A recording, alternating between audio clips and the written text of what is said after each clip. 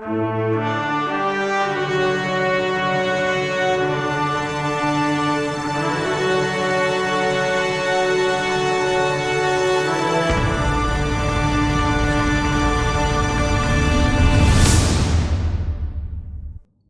தேவனுடைய நாமம் மகிமைப்படுவதாக.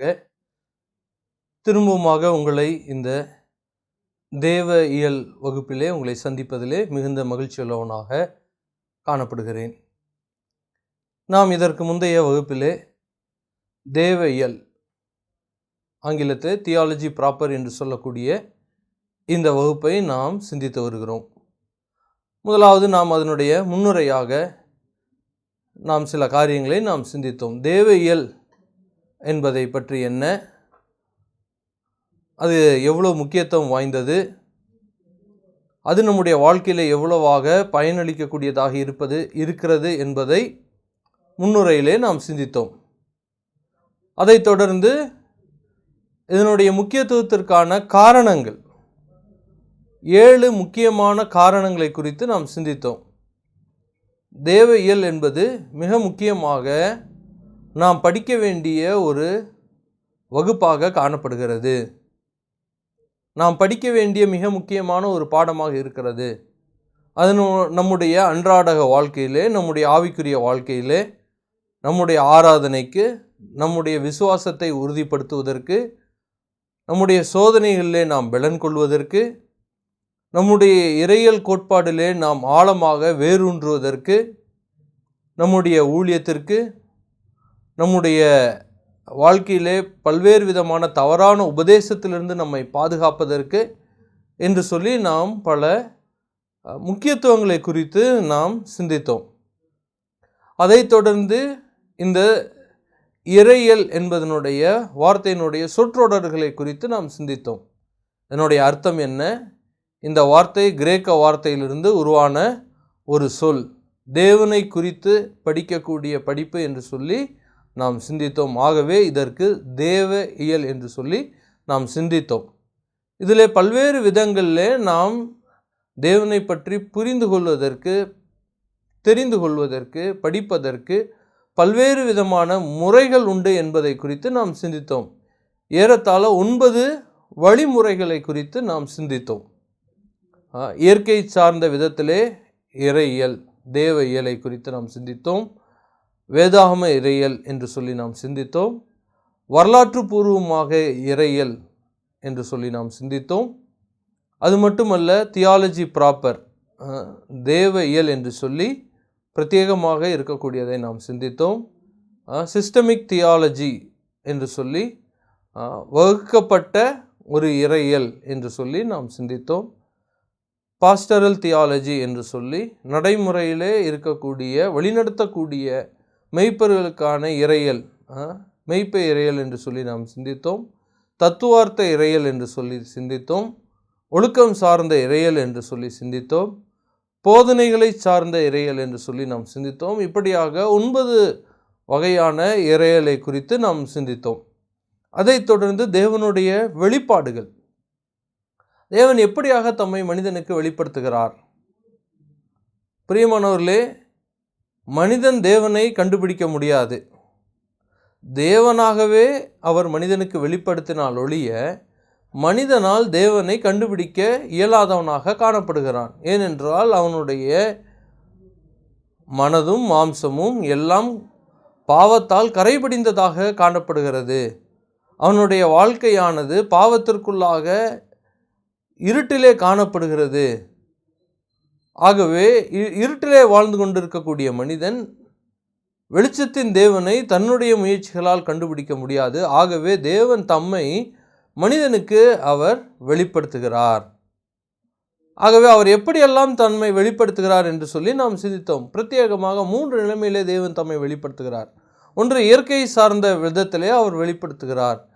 இந்த சிருஷ்டிப்புகளின் மூலமாக தேவன் ஒருவர் உண்டு, இந்த சர்வ பூமியும் அண்ட சராசரங்களும் தானாக தோன்றினது என்று சொல்லி நாம் நினைக்கவோ நாம் புரிந்து கொள்ளவோ முடியாது. ஒரு காரணம் இருக்கிறதென்றால் அதை உண்டாக்கின ஒருவர் காணப்பட வேண்டும், காரண கர்த்தா காணப்பட வேண்டும். ஆங்கிலத்திலே காஸ் அண்ட் எஃபெக்ட் என்று சொல்லுவார்கள். உருவாக்கக்கூடிய ஒரு நபர் இருந்தால்தான் உருவாகக்கூடிய பொருள் என்று இருக்கும். உருவாகக்கூடிய பொருளை வைத்து உருவாக்கப்பட்ட நபரை நாம் அறிந்து கொள்ளுகிறோம்.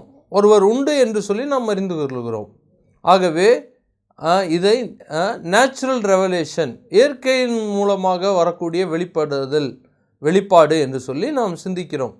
இதில் தேவனை பரிபூர்ணமாக நாம் புரிந்து கொள்ள முடியுமா என்றால், தேவனுடைய பரிபூர்ணமான தன்மைகளை, சுபாவங்களை, அவருடைய செயல்பாடுகளை, அவருடைய ஆழ்தத்துவத்தை நம்மால் பரிபூர்ணமாக புரிந்து கொள்ள முடியாது. ஆனாலும் கூட தேவன் இருக்கிறார் என்பதையும் அவருடைய சுபாவங்களிலே நாம் சிலவற்றையும் நாம் புரிந்து கொள்வதற்கு இயற்கையின் மூலமாக மனிதனுக்கு தேவன் வெளிப்படுத்துகிறார். கல்லாதவர்கள், படிப்பறிவு இல்லாதவர்கள் புரிந்து கொள்வதற்காக தேவனுடைய வெளிப்பாடுதல் அப்படி காணப்படுகிறது. எத்தனையோ இடங்களில் ஆதிவாசி மக்களுக்கு அவர்களும் தேவனை அறிந்து கொள்வதற்கு ஏற்ற விதத்திலே தேவனுடைய வெளிப்படுதலானது இயற்கை சார்ந்து காணப்படுகிறது என்பதை நாம் அறிந்து கொள்கிறோம். அதற்கு ஆதாரமாக ரோமருக்கு எழுதின புஸ்தகம் 1 அதிகாரத்தினுடைய 18வது வசனத்திலிருந்து 32வது வசனம் வரைக்கும் நாம் வாசிக்கும் பொழுது, மனிதனுக்கு தேவன் தம்மை இயற்கையின் வாயிலாக வெளிப்படுத்தி இருக்கிறார் என்று சொல்லி நாம் தெளிவாக தேவனுடைய வார்த்தையிலே நாம் காண்கிறோம். அதைத் தொடர்ந்து நாம் பார்க்கும் பொழுது குறிப்பிட்ட வெளிப்படுத்தல் என்று சொல்லி நாம் 2 வகையாக அதை நாம் பிரிக்கிறோம். அது என்ன குறிப்பிட்ட வகையில் தேவன் வெளிப்படுத்துகிறார்? முதலாவது, தேவனுடைய வார்த்தை என்று அழைக்கப்படக்கூடிய வேத புஸ்தகம், வேதாகமம், பரிசுத்த வேதாகமம் தேவனை பரிபூர்ணமாக மனிதன் புரிந்து கொள்ளக்கூடிய அளவிற்கு அதை வெளிப்படுத்தி இருக்கிறது. வேதாகமம் தான் தேவனுடைய வார்த்தையாக காணப்படுகிறது. தேவனை பற்றி இந்த உலகத்திலே எத்தனையோ மக்கள் எழுதிய புத்தகங்கள் இருந்தாலும் கூட பரிசுத்த வேதாகமம் தான் தேவனுடைய வெளிப்படுத்தலாக காணப்படுகிறது என்று சொல்லி நாம் சிந்தித்திருக்கிறோம்.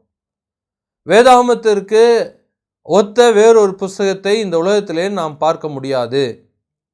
வேதாகமத்திலே சொல்லப்பட்டிருக்கிற காரியங்களை எடுத்து வேறொரு புஸ்தகத்தில் எழுதியிருந்தாலும், வேறொரு ஆசிரியர் அதை பற்றி ஆய்வுகளுக்கு உட்படுத்தப்பட்டு எழுதியிருந்தாலும், அது உண்மையான வார்த்தைகளாக இருந்தாலும் அது தேவனுடைய வார்த்தை என்று ஆகிவிடாது. அது தேவனுடைய வார்த்தை அல்ல. தேவனுடைய வார்த்தை என்று சொல்லும் பொழுது ஆதியாகமத்திலிருந்து வெளிப்படுத்தல் புஸ்தகம் வரைக்கும் எழுதியிருக்கிற இந்த புஸ்தகங்கள் மட்டும்தான் தேவனுடைய வார்த்தையாக இருக்கிறது என்று சொல்லி நாம் சிந்தித்தோம். அதற்கு பின்பாக தேவனுடைய வெளிப்படுத்தலினுடைய மிக முக்கியமான ஒன்று அவருடைய குமாரனாகிய இயேசு கிறிஸ்து. இயேசு கிறிஸ்து தான் தேவனை பரிபூர்ணமாக இந்த பூமிக்கு வெளிப்படுத்தி இருக்கிறார். இந்த உலகத்திலே மனிதனாக பிறந்த யாரும் தேவனை வெளிப்படுத்தவில்லை. இயேசு கிறிஸ்து மட்டும் வெளிப்படுத்தி இருக்கிறார். யோவான் புஸ்தகம் 1 அதிகாரம் அதனுடைய 17வது வசனத்திலிருந்து 19வது வசனம் வரைக்கும் நாம் வாசிக்கும் பொழுது அதை நாம் புரிந்து கொள்கிறோம். அவருடைய மடியில் இருக்கிற, பிதாவினுடைய மடியில் இருக்கிற ஒரே பேரான குமாரனே அவரை வெளிப்படுத்தி இருக்கிறார். பிரியமானவர்களே, குமாரன் தான் வெளிப்படுத்தி இருக்கிறார். இன்றைக்கு குமாரனுக்கு சமானமாக அநேக மக்களை ஏற்படுத்தக்கூடிய கூட்டத்தார் உண்டு. மரியாள் இயேசு கிறிஸ்துவுக்கு சமமாக வைக்கக்கூடிய நபர்கள் உண்டு. பிதாவை மரியாள் அவர்கள் வெளிப்படுத்தவில்லை, அல்லது இயேசு கிறிஸ்துவினுடைய சீஷர்களோ அவர்களை பின்தொடர்ந்து வந்தவர்களோ பிதாவை முழுவதுமாக வெளிப்படுத்தவில்லை. அவர்கள் பிதாவினுடைய வெளிப்பாடுகள் அல்ல. இயேசு கிறிஸ்து மட்டும்தான் பிதாவை வெளிப்படுத்தக்கூடியவராக அவர் காணப்படுகிறார். என்னை கண்டவன் பிதாவை கண்டவனாக இருக்கிறான் என்று சொல்லி யோவான் புஸ்தகம் 14வது அதிகாரம் அதனுடைய 1 வசனத்திலிருந்து 10வது வசனம் வரைக்கும் இருக்கக்கூடிய வசனங்களில் அதை நாம் தெளிவாக இயேசு கிறிஸ்துவினுடைய வார்த்தையிலிருந்தே நாம் அறிந்து கொள்ள முடியும்.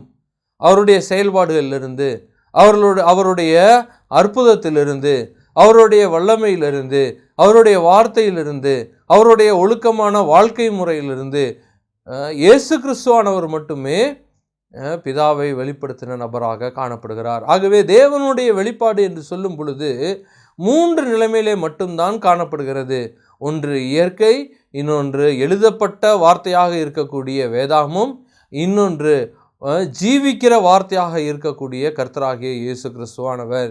இன்றைக்கு அநேக மக்கள் எனக்கு தேவனுடைய வெளிப்பாடு எனக்கு சொப்பனத்திலே தோன்றினது, நான் உட்கார்ந்திருக்கும் பொழுது எனக்கு தோன்றினது, நான் நடக்கும் பொழுது எனக்கு இப்படி தோன்றினது, இப்படி பேசினது, நான் சத்தத்தை கண்டேன், நான் வெளிச்சத்தை கண்டேன் என்று சொல்லி பல்வேறு நபர்கள் தேவனுடைய வெளிப்பாடுதல் இல்லாத ஒன்றை வெளிப்படுத்தலாக கருதக்கூடிய மக்கள் உண்டு.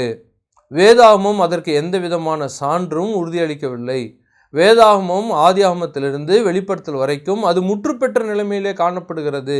இன்றைக்கு வேத வசனமானது ஊர்ஜிதப்படுத்தப்பட்டதாக இருக்கிறது என்று சொல்லி எபிரேயர் புஸ்தகம் 2வது அதிகாரம் 1வது வசனத்திலிருந்து 3வது வசனம் வரைக்கும் நாம் வாசிக்கிறோம். பிரியமானவர்களே, ஆகவே தேவனுடைய வெளிப்படுத்தலானது இன்றைக்கு எழுதப்பட்ட விதத்திலே நம்முடைய கைகளில் இருக்கிறது. ஆகவே இந்த எழுதப்பட்ட வார்த்தையின் மூலமாக இயேசு கிறிஸ்துவானவரை நாம் அறிந்து கொள்கிறோம். இயேசு கிறிஸ்துவானவரை அறிந்து கொள்வதன் மூலமாக எழுதப்பட்ட வார்த்தையை நாம் அறிந்து கொள்கிறோம். ஆகவே வெளிப்படுத்தலானது 3 நிலைமையிலே மட்டும்தான் இருக்கிறது என்று சொல்லி வேதாகமும் தெளிவாக சொல்லுகிறது. ஆகவே தேவனுடைய வெளிப்படுதல் இந்த 3 நிலைமையிலே காணப்படுகிறது என்று சொல்லி நாம் சிந்தித்தோம். அதற்கு பின்பாக தேவனுடைய இருப்பை குறித்து எழக்கூடிய கேள்விகளை குறித்து நாம் பொதுவாக கேட்கப்படக்கூடிய கேள்விகளை குறித்து நாம் சிந்தித்தோம். தேவன் இருக்கிறாரா, கடவுள் என்ற ஒரு நபர் இருக்கிறாரா என்று சொல்லி மக்கள் கேள்வி எழுப்புகிறார்கள். அது ஒரு முட்டாள்தனமான ஒரு கேள்வி என்று சொல்லி நாம் சிந்தித்தோம். பிரியமானவர்களே, தேவன் இருக்கிறார் என்பதற்கு தேவன் பல்வேறு நிலைமையிலே அவர் சான்று அளித்திருக்கிறார். அந்த சான்றுகள் இன்றைக்கும் அது உயிருள்ளவைகளாக காணப்படுகிறது. தேவன் இருக்கிறபடியினால்தான் தேவனை பற்றி நாம் சிந்திக்கிறவர்களாக காணப்படுகிறோம். தேவன் இல்லை என்றால், தேவன் என்ற இந்த நபர் இல்லை என்றால் தேவனை பற்றி நாம் சிந்திப்பதற்கு எந்த விதமான அவசியங்களும் கிடையாது. ஆகவே தேவன் இருக்கிறார். இந்த உலகத்தில் எந்த விதத்திலாவது மனிதர்கள் தேவனை பற்றி அன்றாடகம் பேசிக்கொண்டே இருக்கிறார்கள். காரணம், தேவன் ஒருவர் உண்டு. தேவன் இருக்கிறார் என்பதற்கு அடையாளமாக அவர் சரித்திரபூர்வமாக, அவர் இயற்கையின் வாயிலாக, இயேசு கிறிஸ்துவானவர் மூலமாக பல்வேறு நிலைமையிலே சான்றளித்திருக்கிறார். ஆகவே தேவன் இருக்கிறார் என்று சொல்லி நாம் அந்த கேள்விகளுக்கு நாம் பதிலளித்தோம். அப்படியானால் தேவன் இருக்கிறார் என்பதற்கு வேதாகமத்தில் ஏதாவதும் சான்றுகள் இருக்கிறதா என்று சொன்னால், ஏற்கனவே இருக்கிறார் என்பதற்கு சான்றுதான் வேதாகமாக இருக்கிறபடியால் திரும்பவும் அதற்கு ஒரு சான்று தேவையில்லை என்று சொல்லி நாம் சிந்தித்தோம். பின்பாக தேவனை, கடவுளை யாராவது பார்த்து இருக்கிறார்களா என்று சொல்லி எழக்கூடிய கேள்விகள். மனிதன் தேவனை காண முடியாது. மனிதன் தரிசனம் கொள்ளக்கூடிய தேவன் மனிதன் ஒரு வரையறுக்கப்பட்ட நிலைமையிலே வாழக்கூடியவன். அவனுக்கு என்று பிரத்யேகமாக ஃபிசிக்கல் மெட்டீரியல் பாடி என்று உண்டு. அவனுக்கு வரையறுக்கப்பட்ட இந்த உடல் அமைப்பு என்று சொல்லி நாம் பார்க்கிறோம். ஆனால் தேவன் அப்படிப்பட்டவர்கள் அல்ல. தேவனும் மனிதனும் ஒரே நிலைமையிலே இருத்தல் என்பது கிடையாது என்பதை நாம் புரிந்து கொள்ள வேண்டும். தேவனுடைய இருப்பு என்பது வித்தியாசமானது, மனிதனுடைய இருப்பு என்பது வித்தியாசமானது. ஆகவே இரண்டும் ஒரே நிலைமையிலே இருக்கிறது என்று சொல்லி நாம் நினைத்து கொண்டு அந்த வகையிலே நாம் தேடுவோமானால் நாம் தேவனை நாம் புரிந்து கொள்ள முடியாது. ஆகவே தேவனை ஒருவனும் ஒரு காலும் கண்டதில்லை, அவருடைய குமாரனாய் இயேசு கிறிஸ்துவை அவரை வெளிப்படுத்தி இருக்கிறார் என்று சொல்லி நாம் பார்த்திருக்கிறோம். ஆகவே தேவனை குமாரன் வெளிப்படுத்தி இருக்கிறார். ஆகவே அவரை நாம் என்னை கண்டவன் பிதாவை கண்டான் என்று சொல்லி பிலிப்புவுக்கு அவர் அளித்த பதிலே நமக்கும் பதிலாக காணப்படுகிறது. ஆகவே இப்படியாக பல்வேறு நிலைமையிலே எழுப்பக்கூடிய கேள்விகளை குறித்து நாம் இதற்கு முன்பாக நாம் சிந்தித்தோம். இன்றைக்கு நாம் அடுத்ததாக இன்றைக்கு இருக்கக்கூடிய இந்த வகுப்பிலே மனிதன் தேவனை அறிந்து கொள்ள முடியுமா? இது பொதுவாக மனிதனுக்கு முன்பாக வைக்கப்படக்கூடிய பல்வேறு விதமான நபர்கள் வைக்கக்கூடிய ஒரு வாதமாக, கேள்வியாக காணப்படுகிறது. அநேக மக்கள் எழுப்பக்கூடிய ஒரு கேள்வியாக இது காணப்படுகிறது. இதை கேட்கும் பொழுது இது ரொம்ப அறிவார்ந்த ஒரு கேள்வியைப் போல இது தோன்றலாம்.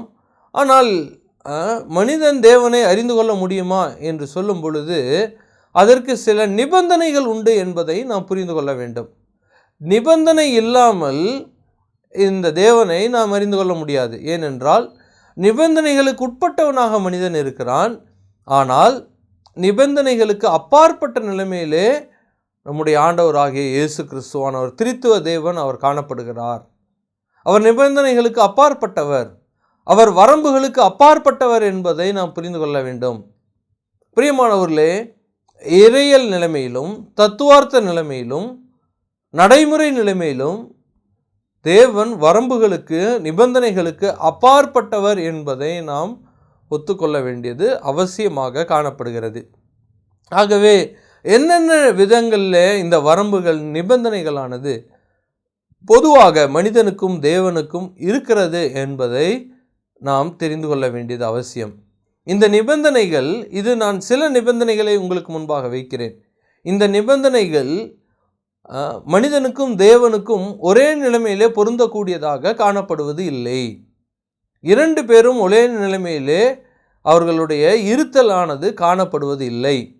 ஆகவே மனிதன் தேவனை அறிந்து கொள்வது என்பது அறிந்து கொள்ள முடியும் என்று சொல்லி ஒரே ஒரு வார்த்தையிலே நாம் பதிலளித்து அதற்கு அவர்களுடைய கேள்விகளுக்கு நாம் பதில் சொல்ல முடியாது. ஆகவே இந்த நிபந்தனைகளுக்கு உட்பட்டு தேவனை நாம் அறிந்து கொள்ள முடியும். இந்த நிபந்தனைகளுக்கு உட்படுத்த வேண்டியது அவசியமாக இருக்கிறது. ஆகவே அந்த நிபந்தனைகள் என்ன என்று சொல்லி இன்றைக்கு ஒன்றின் பின் ஒன்றாக நாம் சிந்திக்க வேண்டியது அவசியம். முதலாவது நிபந்தனை, மனிதன் ஒரு வரையறுக்கப்பட்டவனாக காணப்படுகிறான். ஹியூமன் பீயிங்ஸ் ஆர் ஃபைனட்னஸ், அதாவது மனிதன் வரம்புகளுக்கு உட்படுத்தப்பட்டவன். இதுதான் முதலாவது காரணமாக இருக்கிறது. மனிதனுக்கென்று ஒரு வரம்புகள் உண்டு. உதாரணமாக நான் சொல்ல வேண்டுமென்றால், மனிதனுடைய திறன் அது வரம்புகளுக்கு உட்படுத்தப்பட்டது. அவனுக்கென்று ஒரு திறன் இருக்கிறது, அவனுடைய புரிதலுக்கென்று ஒரு திறன் இருக்கிறது. அந்த திறனுக்கு மேல் அவனால் புரிந்து கொள்ள முடியாது. அதற்கு மேல் புரிந்து கொள்ள முடியாத போது மனிதன் என்ன நினைத்து விடுகிறான்? எனக்கு புரியவில்லை என்றால் கடவுளே இல்லை என்று சொல்லி வாதம் வைக்கிறார்கள். அது முற்றிலும் தவறான ஒன்று. மனிதனால் புரிந்து கொள்ள முடியவில்லை என்றால் அதற்கு தேவனே இல்லை என்று சொல்லி அர்த்தமாகிவிடாது. ஒருவேளை ஒரு மிருகம் அல்லது ஏதோ ஒரு பொருள் மனிதனை என்னால் புரிந்து கொள்ள முடியவில்லை என்று சொன்னால் ஆகவே மனிதன் இல்லை என்று ஆகிவிடுமா? நிச்சயமாக இல்லை. ஆகவே மனிதன் வரம்புகளுக்கு உட்பட்டிருக்கிறான். அவனுடைய வரம்புகளானது அறிவில் வரம்பு உண்டு, அவனுடைய உடல் ஆரோக்கியத்தில் வரம்பு உண்டு, அவனுடைய ஆயுட்காலத்தில் வரம்பு உண்டு, அவனுடைய பேச்சாற்றலுக்கு என்று வரம்புண்டு, அவனுடைய இருத்தல் வரம்புண்டு. உதாரணமாக, நான் இந்த நேரத்தில் இந்த இடத்துல இருக்கிறேன் என்றால் இந்த இடத்துல மட்டும்தான் இருக்க முடியும், என்னால் இன்னொரு இடத்திலும் இருக்க முடியாது. ஏனென்றால் என்னுடைய வரம்பு, இருத்தலுக்கான வரம்பு என்று சொல்லி ஃபிசிக்கல் ப்ரெசன்ஸ் என்று சொல்லக்கூடிய இந்த ஒரு நிலைமையானது மனிதனுக்கு உண்டு.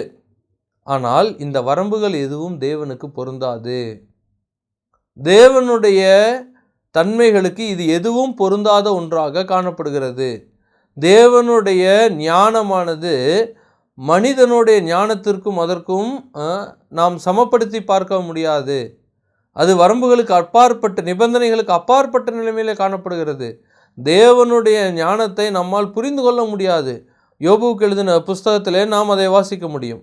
ஏசாயாவின் புஸ்தகம் 55வது அதிகாரம் 8வது 9வது வசனத்தை நாம் வாசிக்கலாம். ஏசாயா 55வது அதிகாரம் 8, 9. என் நினைவுகள் உங்கள் நினைவுகள் அல்ல, உங்கள் வழிகள் என் வழிகளும் அல்ல என்று கர்த்தர் சொல்லுகிறார். பூமியை பார்க்கிலும் வானங்கள் எப்படி உயர்ந்திருக்கிறதோ அப்படியே உங்கள் வழிகளை பார்க்கிலும் என் வழிகளும், உங்கள் நினைவுகளை பார்க்கிலும் என் நினைவுகளும் உயர்ந்ததாய் இருக்கிறது. இங்கே நாம் தெளிவாக வாசிக்கிறோம், தேவனுடைய நினைவுகளும் மனிதனுடைய நினைவுகளும் சமமாக இல்லை. தேவனுடைய நினைவுகள் மிகவும் உயர்ந்ததாக காணப்படுகிறது. அந்த நினைவுகளோடு மனிதனோடு ஒப்பிட முடியாது. ஆகவே தேவனுடைய திறன் என்று சொல்லி பார்க்கும் பொழுது அது மனிதனுக்கு அப்பாற்பட்ட நிலைமையிலே காணப்படுகிறது. ஆகவே அப்பாற்பட்ட ஒரு தேவனை, வரம்புகளுக்கு அப்பாற்பட்டு இருக்கக்கூடிய ஒரு தேவனை வரம்புகளுக்குள் அடைக்கப்பட்டிருக்கிற இந்த மனிதன் அறிந்து கொள்வது என்பது கூடாத காரியமாக காணப்படுகிறது. அது மிகவும் கடினமான ஒன்றாக காணப்படுகிறது. ஆனாலும் கூட இந்த வரம்புகளுக்கு உட்பட்டிருக்கிற மனிதனுக்கு தேவன் தம்மை அந்த வரம்புகளுக்கு உள்ளாக அவர் தம்மை வெளிப்படுத்துகிறார் என்பதை வேதாமம் சொல்லுகிறது. என்ன ஒரு அருமையான ஒரு சத்தியம்! மனிதன் தேவனை புரிந்து கொள்ள முடியாது, அறிந்து கொள்ள முடியாது. ஆகவே அறிந்து கொள்ள முடியாத இந்த தேவன் அவர் தாமாகவே தம்மை அறிந்து கொள்வதற்காக வரம்புகளுக்குள்ளாக மனிதனுக்கு தம்மை வெளிப்படுத்துகிறார். இந்த சிந்தனையே மிகவும் கடினமான, புரிந்து கொள்வதற்கு மிகவும் குழப்பமான ஒன்றாக காணப்படலாம். ஆனாலும் கூட தேவன் அப்படியாக இருக்கிறார். தேவனுடைய நினைவுகளை மனிதன் புரிந்து கொள்ள முடியாது. ஆனாலும் கூட தேவன் தம்மை அந்த வரம்புகளுக்கு உட்பட்டு மனிதனுக்கு தம்மை வெளிப்படுத்துகிறார். ஆகவே தேவனுடைய வெளிப்படுத்தலானதும் கூட அப்படியாக காணப்படுகிறது. மனிதனுக்கென்று ஆயுட்காலமானது காணப்படுகிறது. ஒரு வரம்பு இருக்கிறது. அவனுக்கு 100 வருடமோ 120 வருடமோ இதுதான் அவனுடைய அதிகபட்ச வரம்பு. அதற்கு மேல் அவனால் வாழ முடியாது. ஆனால் தேவன் அப்படி அல்ல. அவர் என்றென்றும் இருக்கிறவராக இருக்கிறார். அவர் ஆதியும் இல்லை, அந்தமும் இல்லை. அது எப்படி துவக்கமே இல்லாத ஒரு நிலைமையில் இருக்க முடியும் என்றால் அவர்தான் தேவன். பிரியமானவர்களே, தேவனுக்கென்று இந்த நிபந்தனைகளும் இந்த வரம்புகளும் இல்லை. ஆகவே மனிதன் வரம்புகளுக்கு உட்பட்டிருக்கிறான். ஆகவே இது கூடாத காரியமாக இருக்கிறது என்பதை நாம் புரிந்து கொள்வோம். ஆகவே தேவனை பற்றி மனிதன் தேவனை அறிந்து கொள்ள முடியுமா என்ற கேள்வியை நாம் அதற்கு பதிலை தேடுவதற்கு முன்பாக இந்த நிபந்தனைகளை நாம் புரிந்து கொள்ள வேண்டும். இரண்டாவது நிபந்தனை என்ன? காட்ஸ் இன்காம்ப்ரிஹென்சிபிள், அதாவது தேவன் விவரிக்க முடியாதவர். தேவன் விவரிக்க முடியாதவர். தேவனை நாம் விவரிக்க முடியுமா? பிரியமானவர்களே, தேவனை நாம் எவ்வளவாக விவரிக்க நினைத்தாலும் கூட விவரிக்க முடியாத அளவிற்கு அவர் பெரியவராக காணப்படுகிறார். யோபுவின் புஸ்தகம் 11:7-9 வரைக்கும் நாம் வாசிக்கலாம். தேவனுடைய அந்தரங்க ஞானத்தை நீர் ஆராய்ந்து சர்வ வல்லவருடைய சம்பூர்ணத்தை நீ அறியக்கூடுமோ? அது வானபரியந்தம் உயர்ந்தது, உம்மால் என்ன ஆகும்? அது பாதாளத்திலும் ஆழமானது, நீர் அறியக்கூடியது என்ன? அதன் அளவு பூமியை பார்க்கிலும் நீளமும் சமுத்திரத்தை பார்க்கிலும் அகலமாய் இருக்கிறது. ஆகவே இங்கே நாம் வாசிக்கும் பொழுது தேவனுடைய ஞானத்தை அறிய முடியுமா என்று சொல்லி இப்படியாக யோபுவினுடைய நண்பர் கேட்கிறார். சோப்பார் அவர் இப்படியாக பதிலளிக்கிறார். பிரியமானவர்களே, நம்மால் தேவனை புரிந்து கொள்ள முடியாது. தேவனுடைய ஞானத்தை நம்மால் விவரிக்க முடியாது.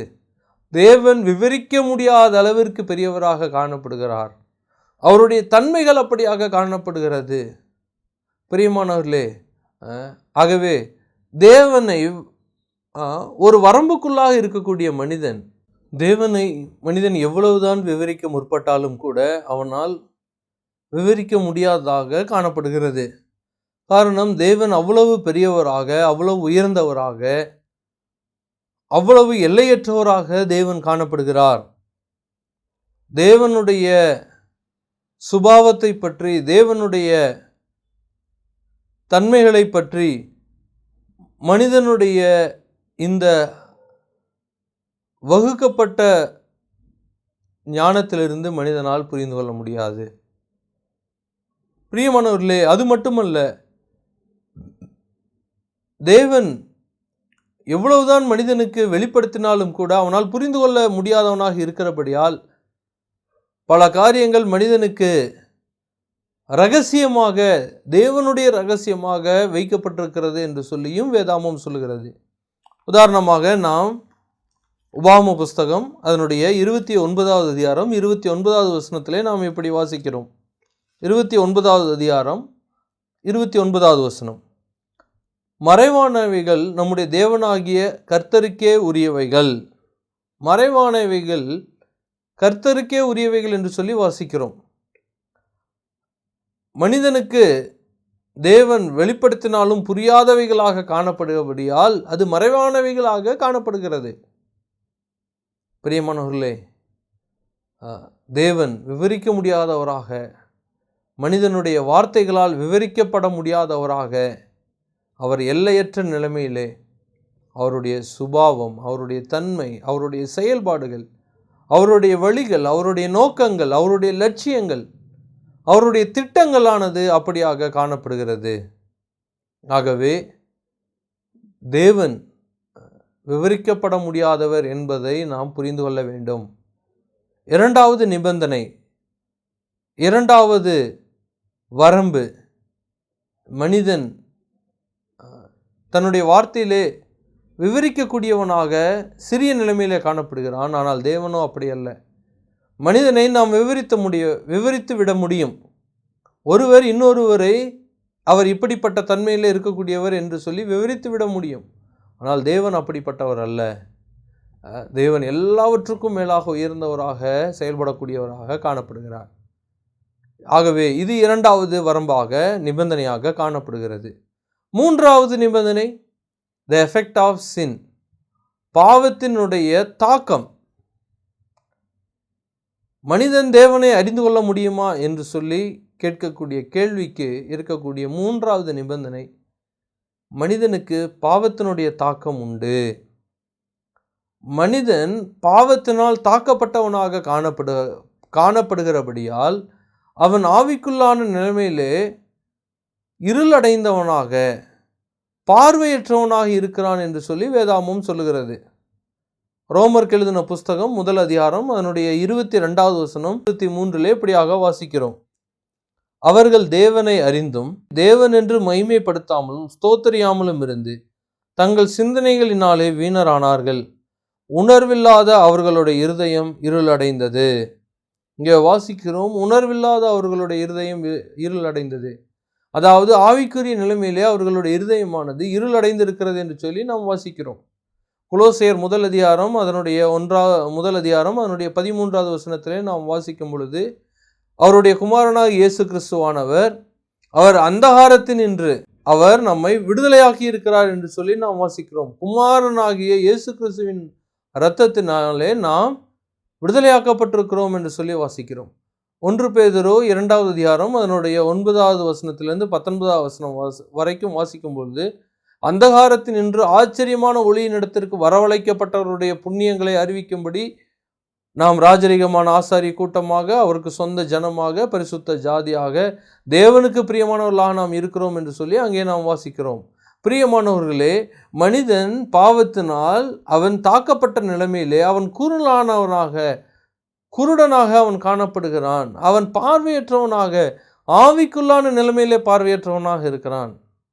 பிரியமானவர்களே, சரீர பிரகாரத்திலே நான் பேசவில்லை, ஆவிக்குள்ளான நிலைமையிலே. அப்படியானால் மனிதனால் புரிந்து கொள்ள திறனில்லாதவனாக அவன் காணப்படுகிறான். ஏனென்றால் அவனுடைய வாழ்க்கையிலே பாவமானது காணப்படுகிறது.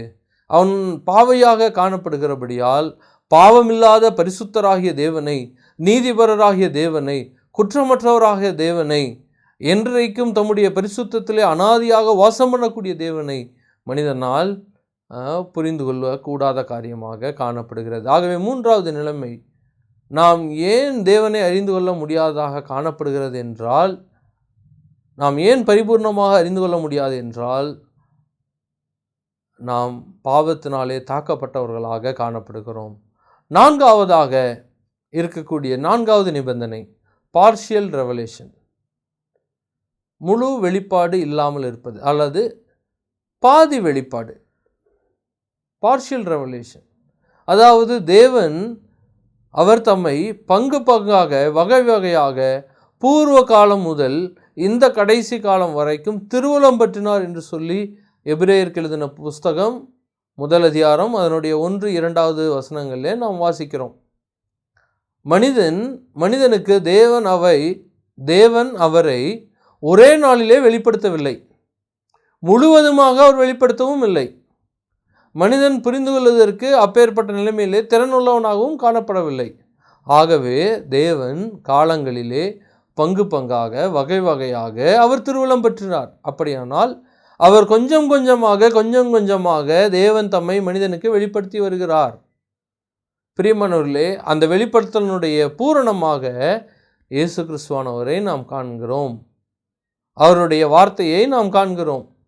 இதற்கு மேல் ஒரு வெளிப்படுத்தலானது இல்லை என்று சொல்லி நாம் வேதபூர்வமாக நாம் விசுவாசிக்கிறோம்.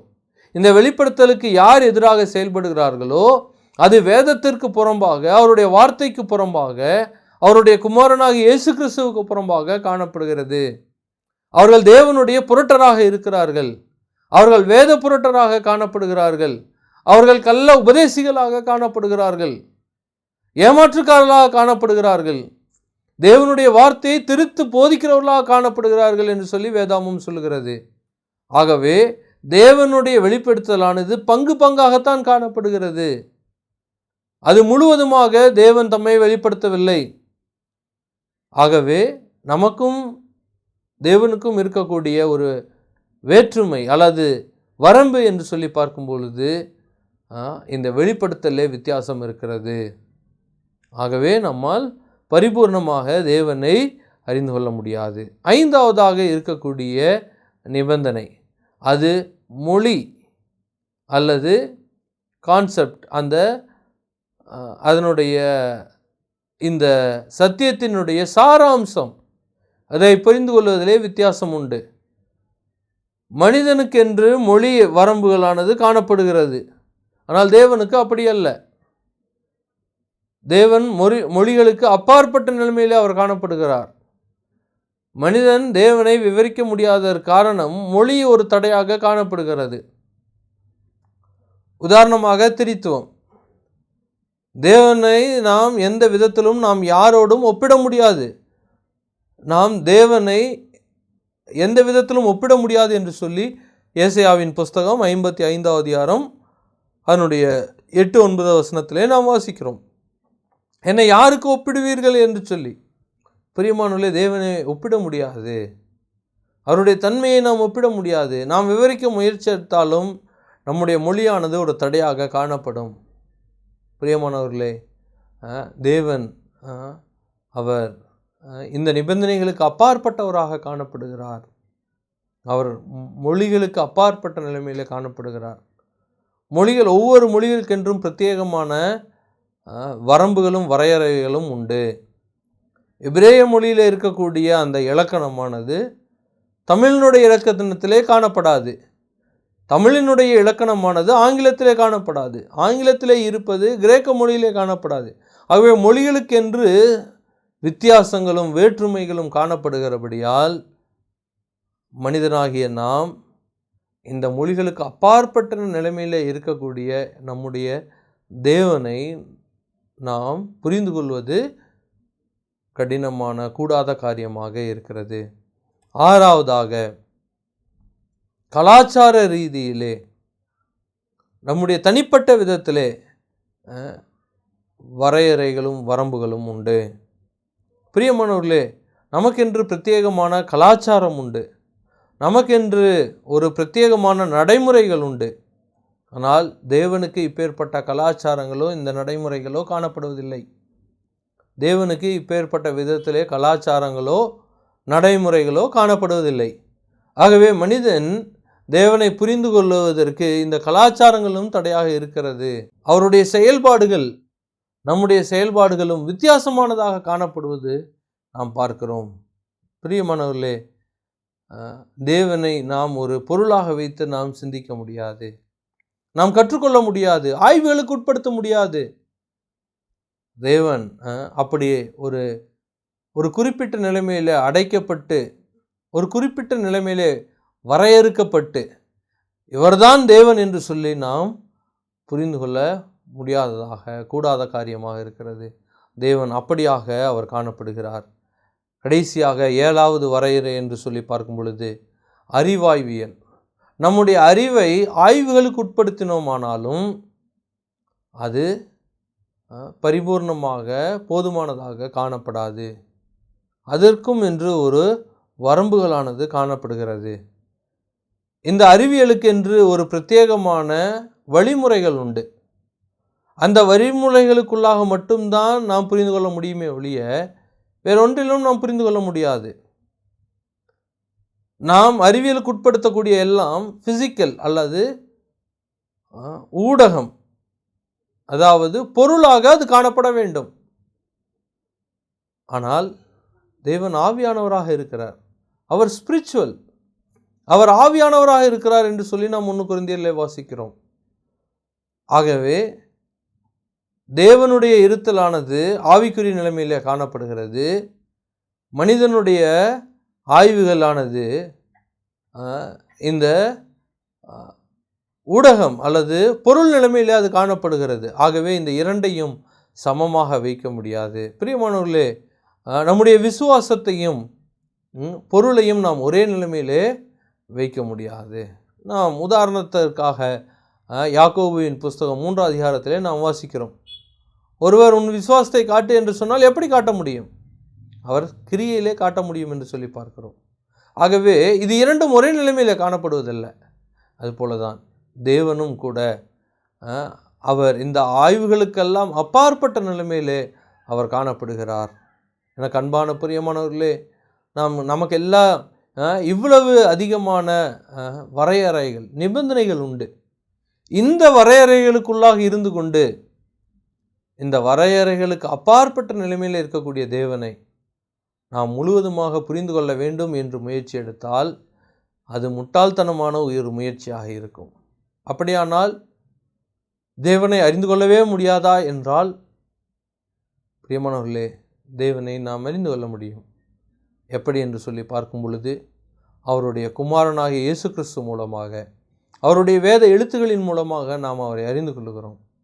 அவருடைய குமாரன் மூலமாக, அவருடைய வேத எழுத்துக்களின் மூலமாக இந்த நிபந்தனைகளற்ற தேவன், இந்த வரம்புகளுக்கு அப்பாற்பட்ட நிலைமையில் இருக்கக்கூடிய தேவன், வரம்புகளுக்கு உட்பட்ட நிலைமையிலே சில காரியங்களை மனிதனுக்கு அவர் வெளிப்படுத்துகிறார்.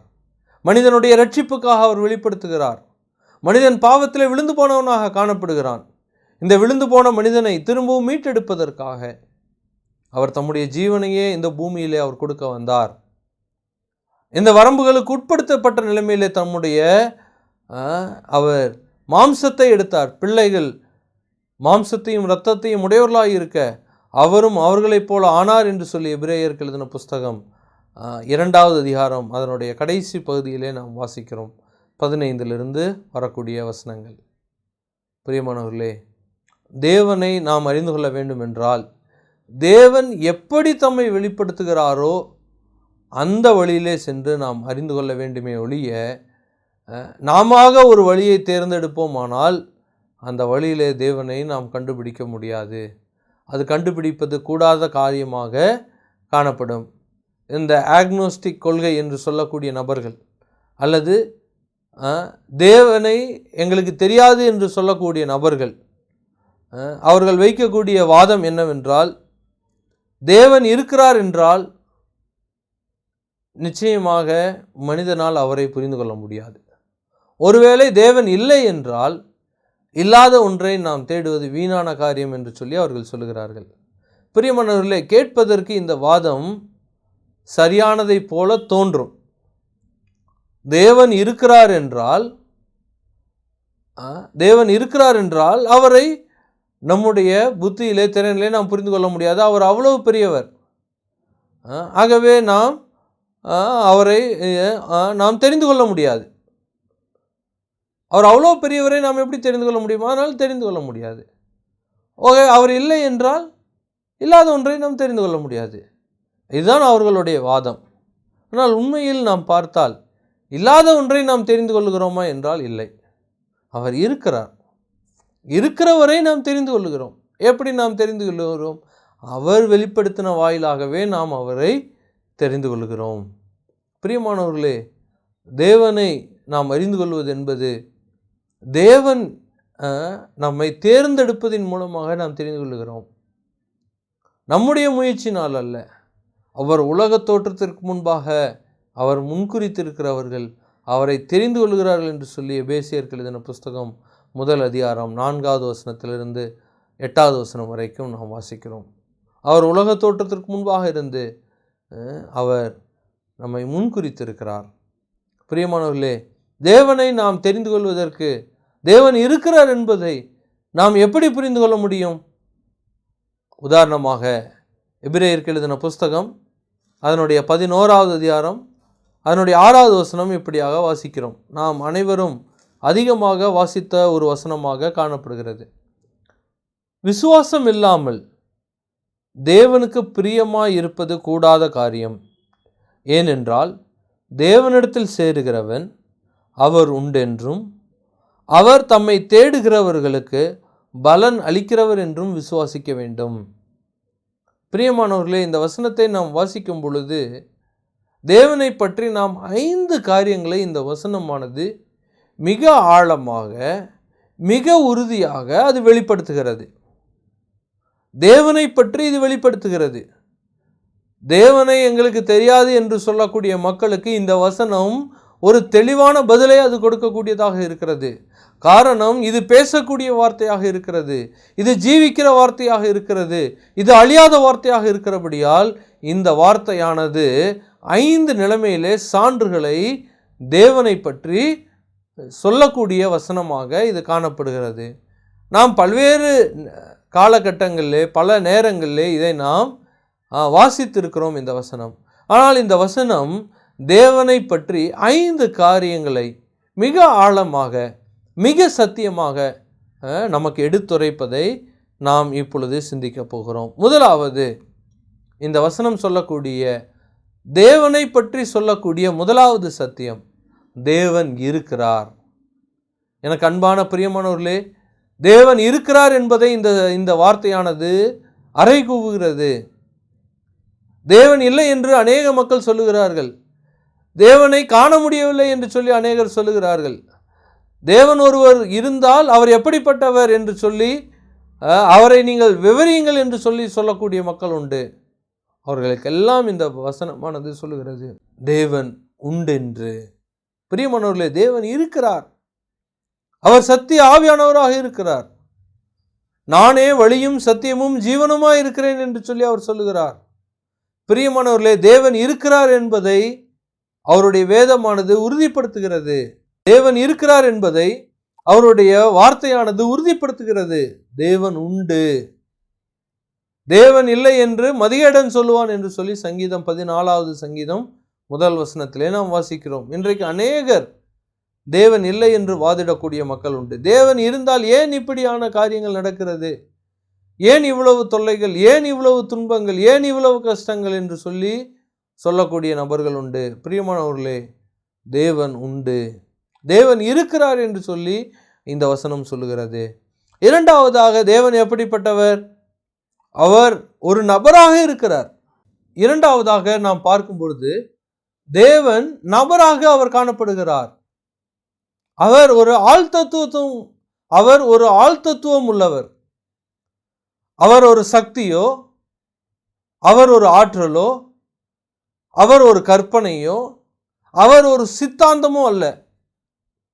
இன்றைக்கு பலர் அப்படி புரிந்து கொள்கிறார்கள்.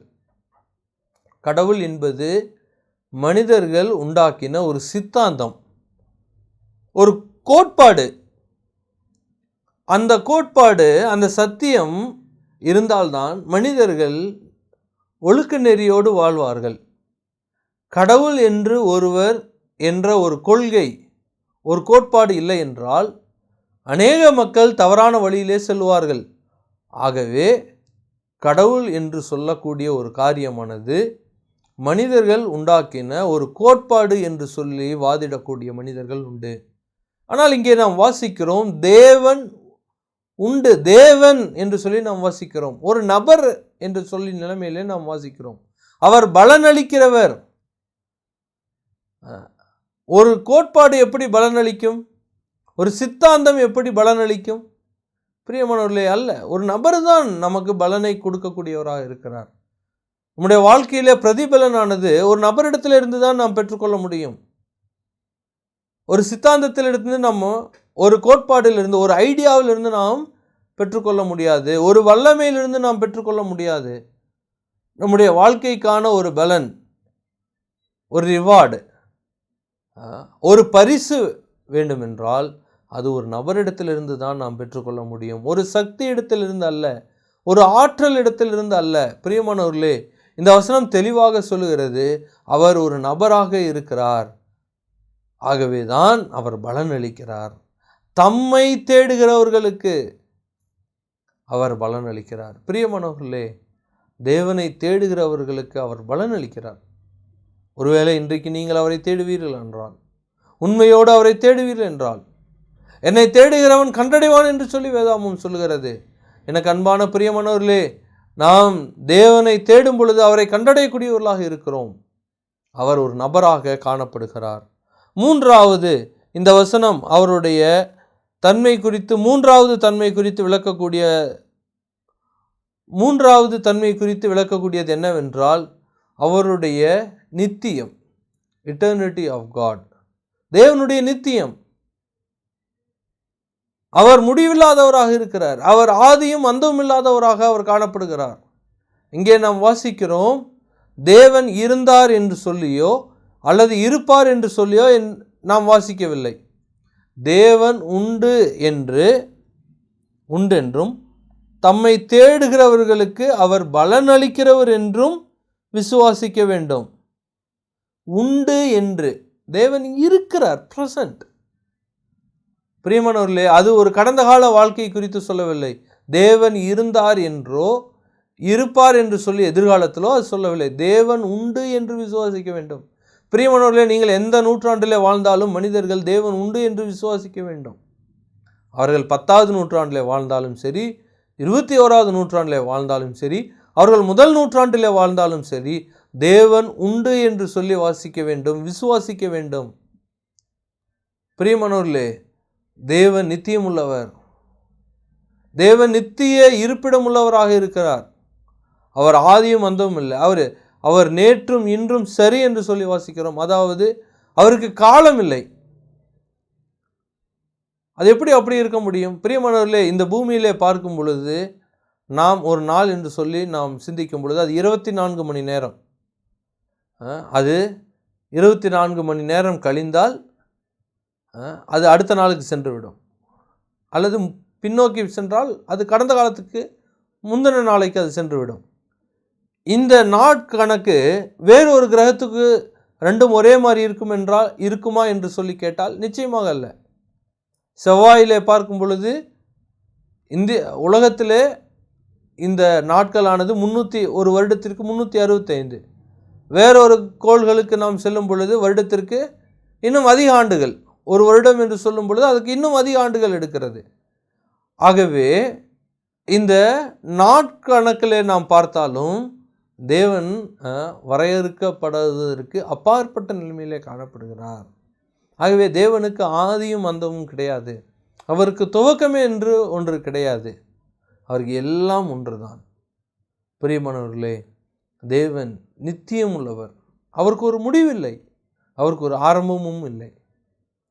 அவர் என்றைக்கும் ஒரே நிலைமையில் காணப்படுகிறார் என்று சொல்லி இந்த வசனம் சொல்லுகிறது. ஆகவே தேவனுடைய நித்திய தன்மையை இந்த வசனம் சொல்லுகிறது. முதலாவது, தேவன் உண்டு என்று சொல்லி இந்த வசனம் சொல்லுகிறது.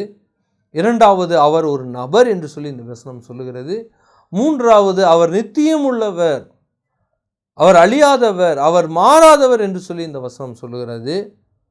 நான்காவதாக, தேவனுடைய சர்வ தன்மையை குறித்து சொல்லுகிறது. அவர் சர்வ வல்லமையுள்ளவர், அவர் சர்வ ஞானி, அவர் சர்வ வியாபகி என்று சொல்லி இந்த வசனம் சொல்லுகிறது.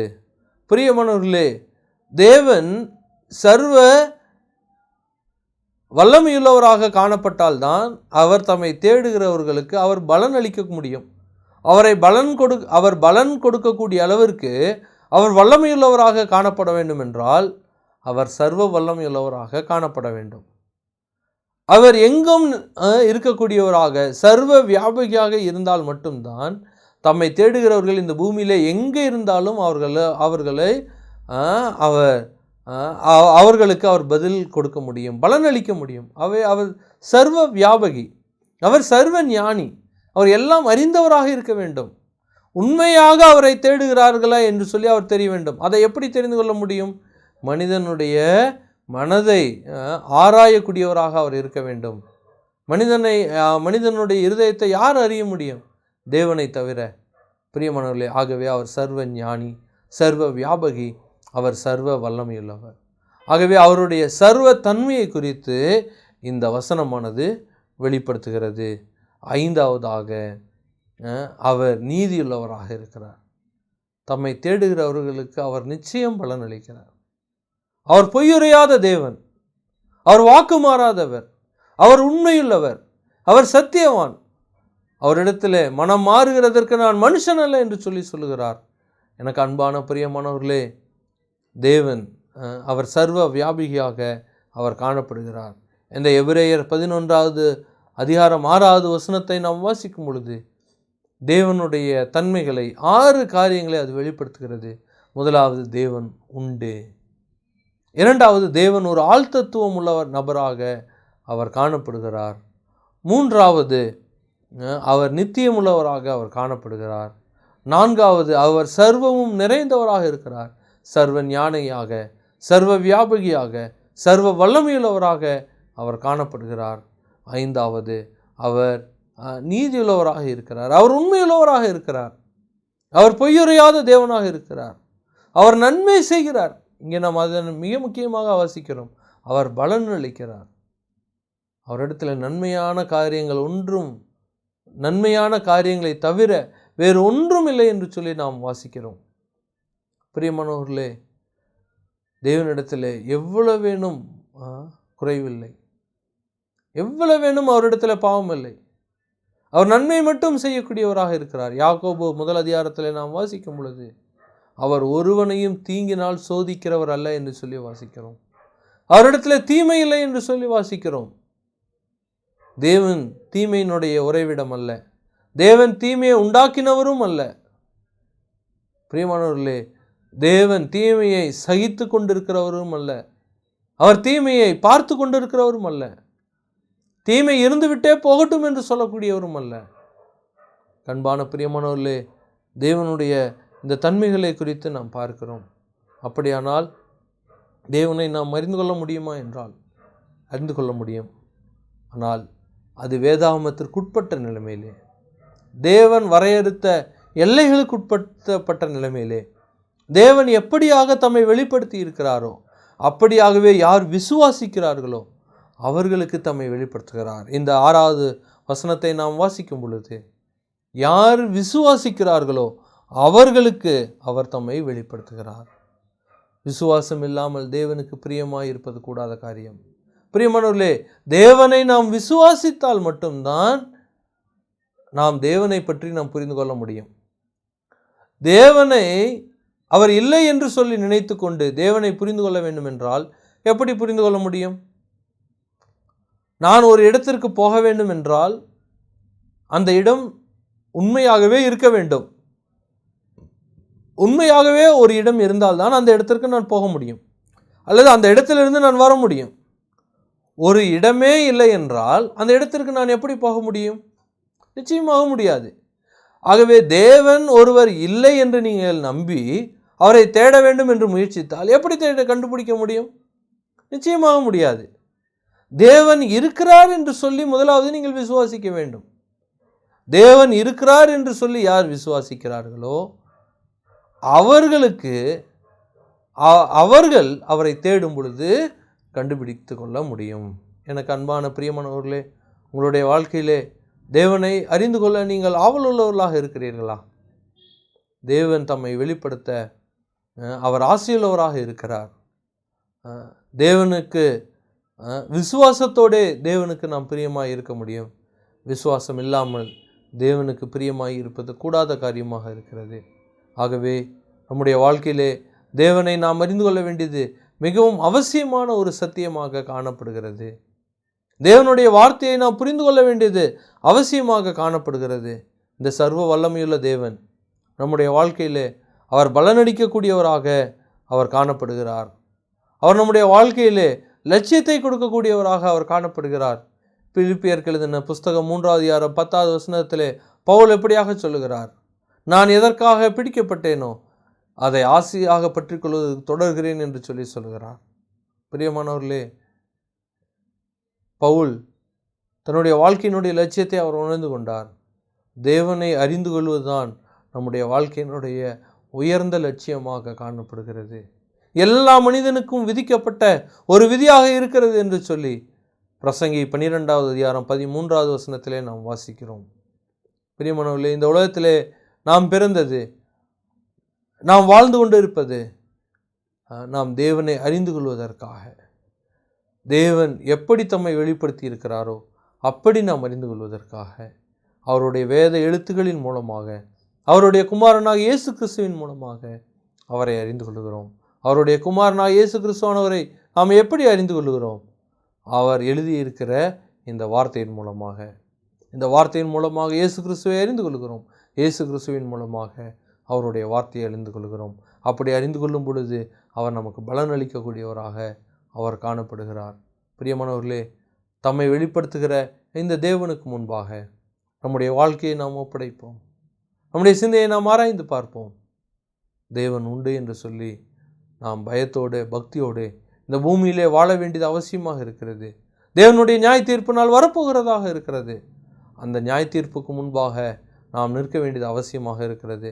அந்த நியாய தீர்ப்பின் நாளிலே தேவனுடைய கையிலே பலனை பெற்றுக்கொள்ள வேண்டும் என்றால் இந்த வாழ்க்கையிலே நாம் அனுதினமும் தேவனை தேட வேண்டியது அவசியமாக இருக்கிறது. நான் தேவனை தெரிந்து கொண்டேன், அறிந்து கொண்டேன் என்று சொல்லி இந்த உலகத்தில் ஒரு மனிதனும் எந்த காலத்திலும் சொல்ல முடியாது. பிரியமானவர்களே, ஒவ்வொரு நாளும் அவரை தேட வேண்டியது நம்முடைய கடமையாக இருக்கிறது. தேவனை கண்டடையத்தக்க சமயத்திலே நீங்கள் தேடுங்கள் என்று சொல்லி வேதாமம் சொல்கிறது. பிரியமானவர்களே, இந்த உலக வாழ்க்கையிலே நாம் தேடுவதற்காக இருக்கிறோம். சங்கீதம் புஸ்தகம் 105வது சங்கீதத்திலே நாம் வாசிக்கும் பொழுது, உம்முடைய வேதத்தினுடைய வெளிச்சங்களை, உம்முடைய வேதத்தினுடைய சத்தியங்கள் காண்கும்படி என் கண்களை திறந்தள்ளும் என்று சொல்லி தாவீது சொல்லுகிறார். தாவீது தன்னுடைய வாழ்க்கையிலே இரவும் பகலும் அந்த சத்தியத்தை காணும்படிக்கு, இந்த தேவனை அறிந்து கொள்ளும்படிக்கு அவர் ஆவலோடு இருந்தார். சங்கீதம் 27 வாசிக்கும் பொழுது, என்னுடைய ஆசை, என்னுடைய விருப்பம் உம்முடைய ஆலயத்தில் தங்குவது, உம்முடைய ஆலயத்திலிருந்து உம்முடைய வேதத்தை ஆராய்வதே என்னுடைய நித்திய மகிழ்ச்சியாக இருக்கிறது என்று சொன்னார். பிரியமானவர்களே, திரளான செல்வத்தில் கழிவுறுவது போல உம்முடைய பிரசனத்தில் மகிழ்கிறேன் என்று சொல்லி சங்கீதம் 8 தாவீது சொல்லுகிறார். பிரியமானவர்களே, ஆகவே ஒவ்வொரு நாள் காலையிலும் ஒவ்வொரு நாளும் இந்த வேதத்தின் மூலமாக தேவனை தேடுவோம். நம்முடைய வாழ்க்கையிலே தேடுவோம். அவர் வெளிப்படுத்தி இருக்கிறபடி நாம் தேடுவோம். அவருடைய சித்தத்தை நாம் நிறைவேற்றுவோம். தேவன் தாமே உங்களுக்கும் எனக்கும் அருள் புரிவாராக. உங்களுக்கும் எனக்கும் இந்த உலக வாழ்க்கையிலே தேவையான எல்லா பலத்தையும், எல்லா ஞானத்தையும், எல்லா வழிகளையும் அவர் தந்தள்ளுவாராக. தேவனுடைய வழிகளை நாம் கற்றுக்கொண்டு அந்த வழிகளில் நடப்பதற்கு, அந்த வழிகளில் பயபக்தியோடு வாழ்வதற்கு கர்த்தர் தாமே நமக்கு இரக்கம் செய்வாராக. அவருடைய கிருபையும் ஆசீர்வாதமும் நம் அனைவரோடும் இருப்பதாக. ஆமேன்.